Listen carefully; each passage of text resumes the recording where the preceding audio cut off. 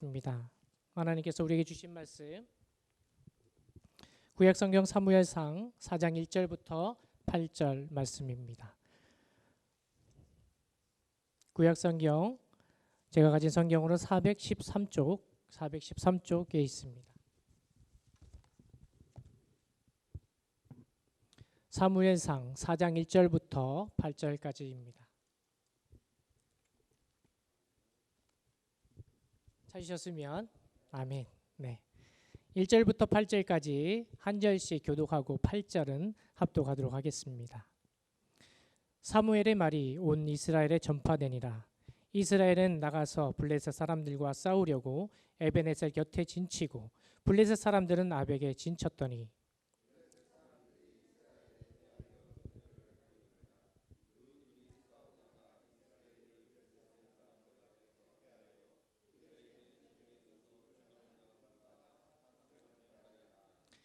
백성이 진영으로 돌아오매 이스라엘 장로들이 이르되 여호와께서 어찌하여 우리에게 오늘 블레셋 사람들 앞에서 패하게 하였는고 여호와의 언약궤를 실로에서 우리에게로 가져다가 우리 중에 있게 하여 그것으로 우리를 우리 원수들의 손에서 구원하게 하자 하니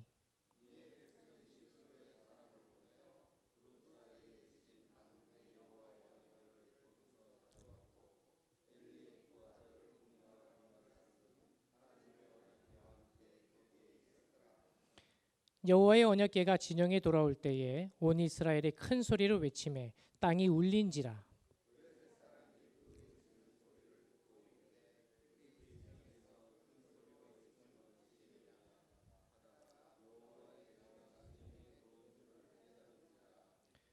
블레셋 사람이 두려워하여 이르되 신이 진영에 이르렀도다 하고 또 이르되 우리에게 화로다. 전날에는 이런 일이 없었도다. 다 같이 우리에게 화로다. 누가 우리를 이 능한 신들의 손에서 건지리요. 그들은 광야에서 여러 가지 재앙으로 애굽인을 친 신들이니라. 아멘. 할렐루야.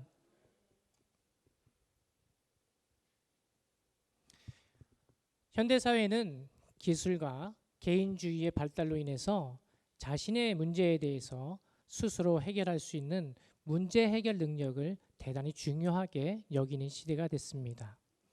이러한 변화는 분명히 긍정적인 측면도 있습니다.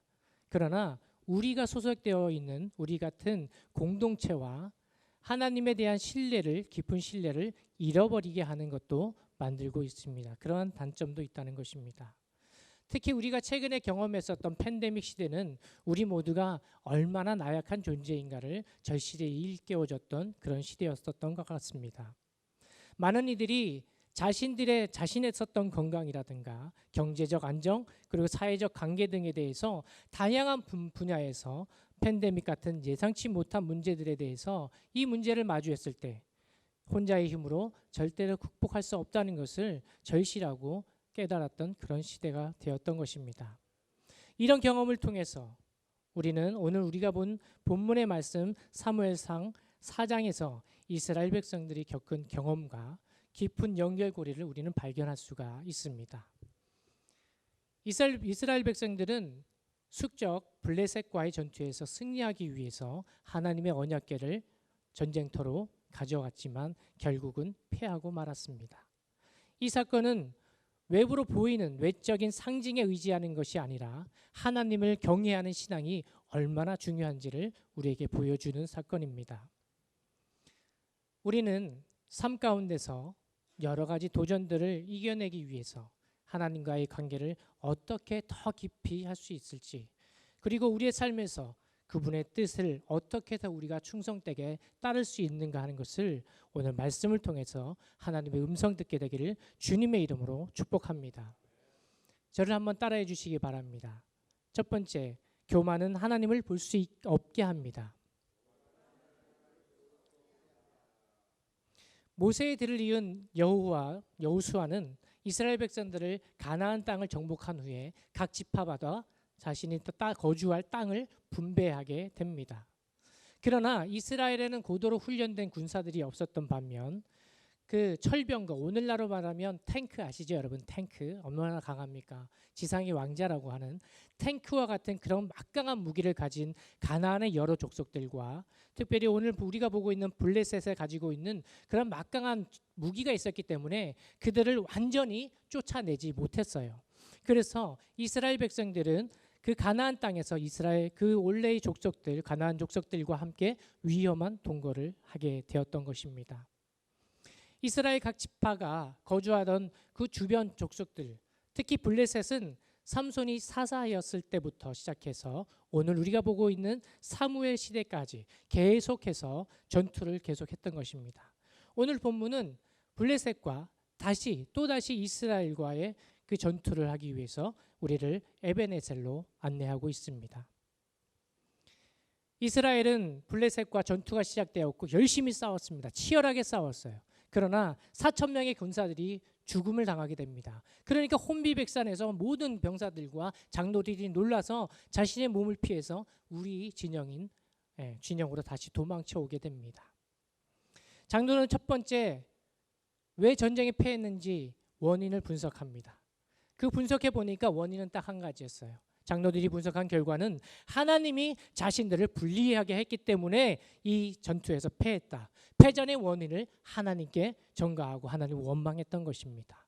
오늘 우리가 봤었던 본문의 3절을 다 같이 한번 읽어보도록 하겠습니다. 본문 말씀 3절입니다. 시작. 백성이 진영으로 돌아오매 이스라엘 장로들이 이르되 여호와께서 어찌하여 우리에게 오늘 블레셋 사람들 앞에서 패하게 하였는고. 여기까지 읽겠습니다. 네, 아멘.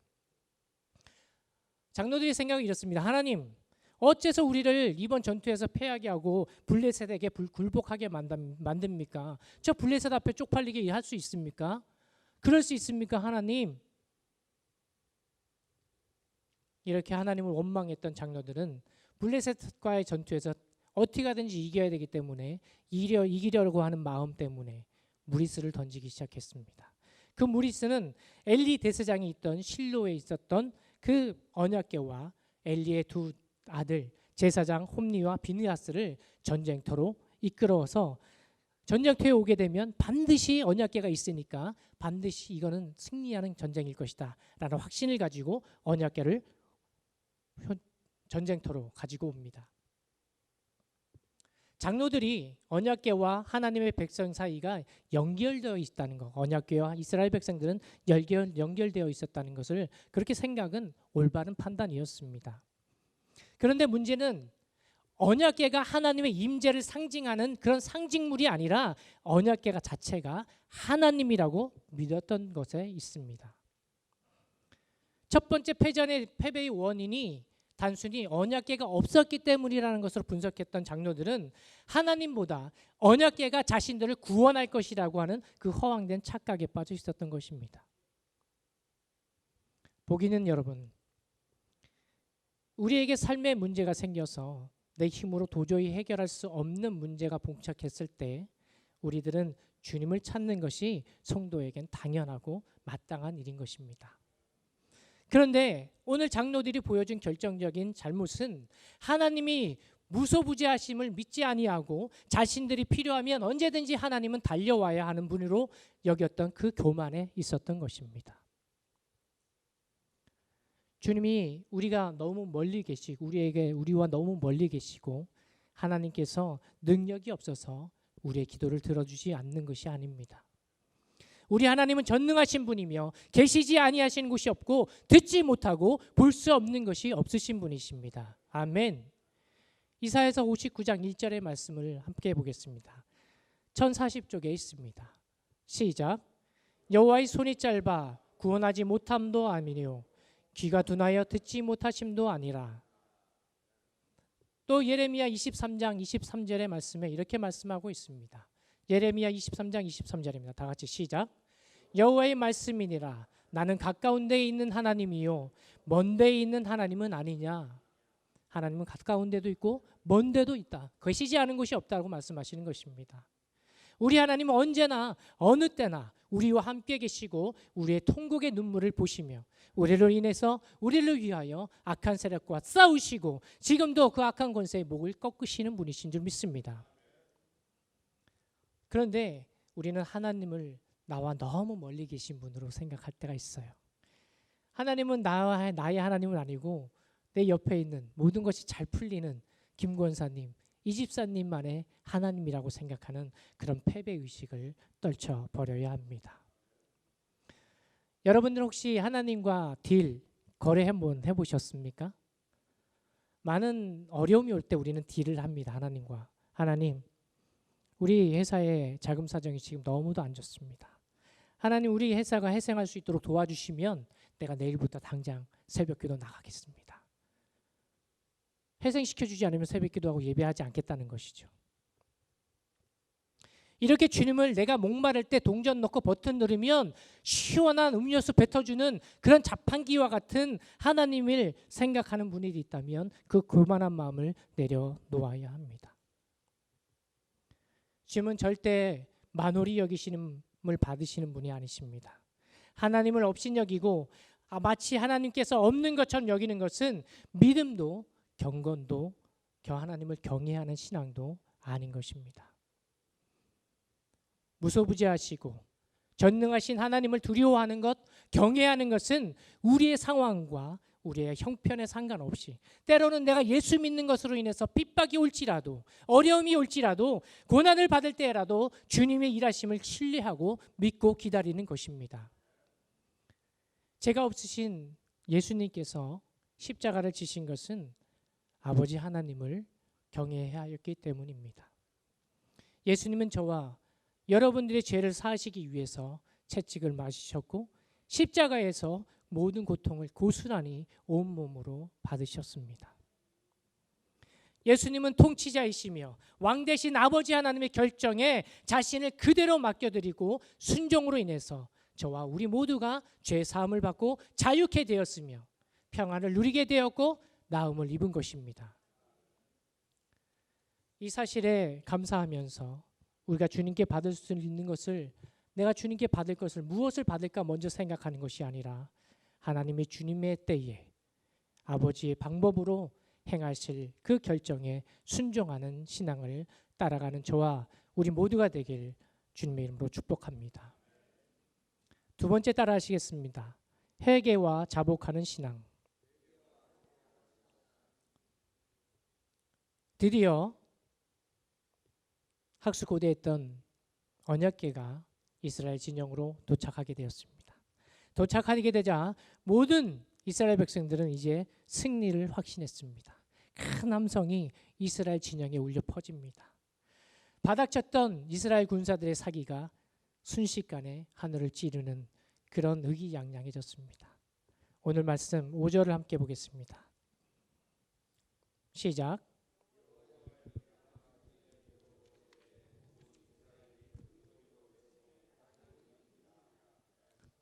그렇습니다. 언약궤가 이스라엘 진영에 도착했으니 이제는 블레셋 너희들이 이제 다 뒤졌어. 쉽게 말해서 이런 얘기입니다. 너희는 다 뒤졌어. 하나님께서 우리와 함께 하셔. 너희들 다 뒤졌어. 이렇게 블레셋을 향한 조롱의 함성을 질렀던 것입니다. 이스라엘 백성들의 함성이 얼마나 컸던지 땅이 진동할 정도였습니다. 이스라엘 군사들의 함성 소리를 들은 블레셋의 군 대장들도 깜짝 놀랐습니다. 오늘 말씀 8절 함께 읽겠습니다. 시작. 우리에게 화로다. 누가 우리를 이 능한 신들의 손에서 건지리요. 그들은 광야에서 여러 가지 재앙으로 애굽을 일친 신들이니라. 아멘. 블레셋 군사들 역시 이스라엘 진영에 없었던 그 언약궤가 도착했으니까 이번 전투는 애굽을 재앙으로 떨게 했던 그 하나님을 상대하는 전투였다고 생각을 하는 겁니다. 하나님을 이제 우리는 상대해서 전투를 해야 돼. 그러니 블레셋의 마음이 얼마나 쫄았겠습니까? 얼마나 두려움이 있었겠습니까? 그들도 두려움과 공포에 휩싸이게 되었습니다. 그렇게 이스라엘의 승리가 확실시되는 가운데 2차 전투가 시작되었습니다. 결과는 이스라엘이 참패하였습니다. 블레셋을 괴멸시켜 줄 거라고 그런 믿음으로 언약궤를 가져왔지만 이스라엘 백성들이 3만 명이 죽게 되었고 엘리 제사장의 두 아들 제사장 홈니와 비느하스까지도 모두가 이 전투에서 죽임을 당하게 되었습니다. 더 큰 문제는 언약궤마저도 블레셋 군사에게 빼앗기고 말았습니다. 전쟁에서 가장 큰 치욕이 뭐냐면 부대의 군기, 이 기를 적군에게 빼앗기는 것입니다. 장로들이 생각했던 것처럼, 장로들이 믿었던 것처럼 이스라엘의 하나님을 블레셋 이방 족속에게 빼앗겨 버리고 만 것입니다. 보긴 여러분, 이스라엘 장로들이 전쟁에 능하신 그 하나님이 함께하도록 언약궤를 옮겨 왔는데 왜 하나님은 이 전투에서 침묵하셨을까요? 이스라엘 군사들은 전쟁이 시작되기 전부터 승리의 팡파레를 울리면서 자신들이 계획하고 자신들의 지혜로 준비했던 이 싸움이었기 때문에 하나님은 개입하지 않으시고 하나님은 침묵했던 것입니다. 눈에 보이지 않는 하나님에 대한 믿음이 물질적 상징, 보이는 상징이었던 언약궤에 대한 미신적인 그 숭배로 타락해버리고 말았습니다. 그들은 언약궤의 외형은 숭배했지만 하나님의 능력, 하나님의 그 능력을 그들은 외면하고 부인해버렸던 것입니다. 만약 장로들이 우리가 여호와의 언약궤를 가져오자 이렇게 말하는 것이 아니라 우리가 죄를 고백하고 여호와께로 돌아가자 라고 얘기했다면 하나님께서는 분명히 언약궤에 임재하셔서 이스라엘을 위해서 싸우셨을 것입니다. 이스라엘을 구원하셨을 것입니다. 오늘 본문 1절 상반절만 함께 읽겠습니다. 오늘 본문 4장 1절 상반절입니다. 시작. 사무엘의 말이 온 이스라엘에 전파되니라. 아멘. 이 사무엘의 말이 온 이스라엘에 전파되니라. 4장으로 시작되는 말씀입니다. 뭔가 어색하게 시작합니다. 이 말씀은 3장 끝에 와야 좀 어울릴 것 같은데 4장 첫 번째 시작하는 말씀으로 시작합니다. 이 말씀은 바로 이스라엘 백성들의 영적인 상태를 우리에게 알려주시기 위해서 하나님께서 의도적으로 이 부분에 말씀을 집어넣으신 것입니다. 장성한 사무엘이 이스라엘의 첫 번째 선지자가 되었고 그의 말을 이스라엘 모든 백성들이 하나님의 말씀으로 듣고 순종했다는 것입니다. 그런데 전쟁을 하는 이스라엘 장로들조차 승리의 믿음을 하나님께 두는 것이 아니라 언약궤에만 몰두하면서 영적으로 둔감했던 전투를 벌였던 것입니다. 더구나 하나님이 임재하시는 그 언약궤를 예배를 폐하는 성경에 말하는 불의한 제사장인 홈리와 비느하스, 그 엘리의 두 아들에게 맡겼던 것은 하나님을 조롱하고 있었다는 것을 여실히 우리에게 보여주는 사건입니다. 언약궤를 전쟁에서 승리하려는 수단에 맞춰져 하나님을 경외하며 회개와 회심이 없는 그런 전투는 반드시 패배할 수밖에 없다는 것을 우리에게 보여준 것입니다. 보기는 여러분, 하나님께서는 이스라엘 백성들과 엘리 대제사장에게 너희는 나를 업신여기지 말라. 내가 없는 것처럼 행동하지 말고 나를 경외하는 자가 되기를 바란다. 이렇게 바랬던 것입니다. 그러나 하나님을 멸시했던 엘리 가문에 대해서는 하나님이 반드시 심판을 선포하셨습니다. 우리가 오늘 본 말씀 이전에 2장 30절 중반절을 함께 보도록 하겠습니다.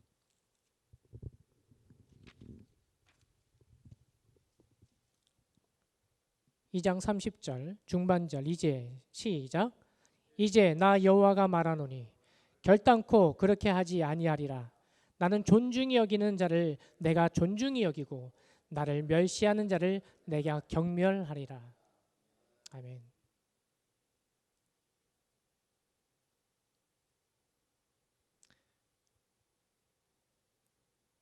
저와 우리들은 하나님 앞에서 하나님을 경외하는 마음으로 대하고 계십니까? 하나님의 권위와 거룩하심에 대한 공경과 두려워하는 마음으로 코람데오의 마음으로 주님 앞에 서십니까? 주님 앞에 예배하고 계십니까? 이 말씀을 준비하면서 전 너무도 부끄러웠습니다. 하나님 앞에 너무도 죄송스러웠습니다. 눈물로 기도하며 회개하며 이 말씀을 준비하게 됐습니다. 하나님께서 엘리 가문에 저주한 것이 바로 나에게 하는 저주 같았습니다.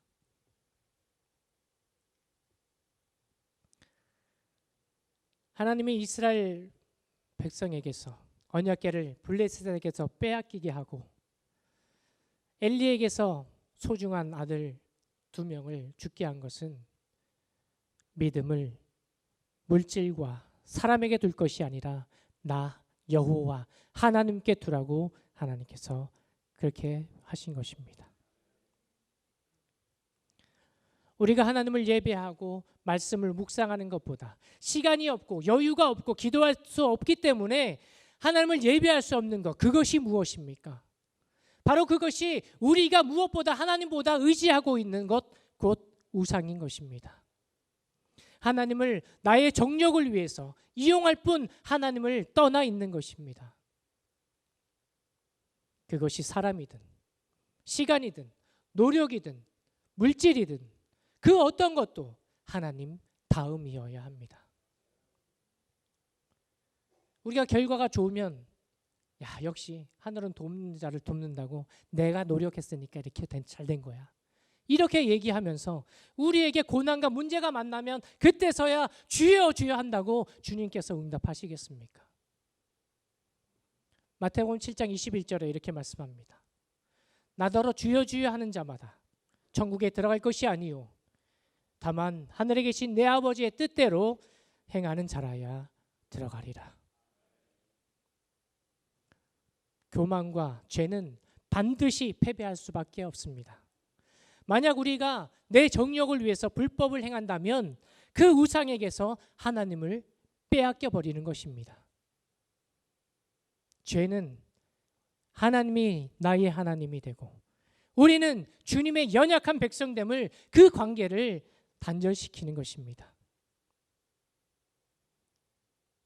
엘리 대제사장과 2 아들을 한날에 죽임으로 심판하신 하나님의 예언이 성취된 원인이 바로 죄에 있었던 것입니다.